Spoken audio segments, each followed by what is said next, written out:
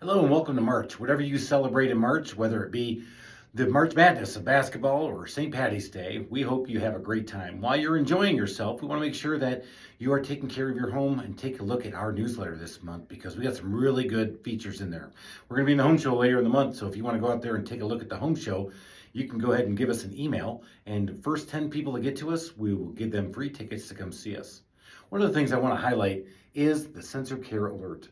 This has been a great feature you can put in your home if you want to do some aging in place monitoring of some of your elderly parents that are out there in the house, maybe by themselves, and we want to work with them in aging in place. This is just a number of things that we've been working on here at the Trusted Toolbox to help people enjoy their homes and enjoy their spaces. We also have some articles in there about how you can take care of your home and get ready for the spring. We talk about our Home Hub maintenance program. And also, what you'll see is some of the remodeling ideas that we have for you and your family as you enjoy your home around there.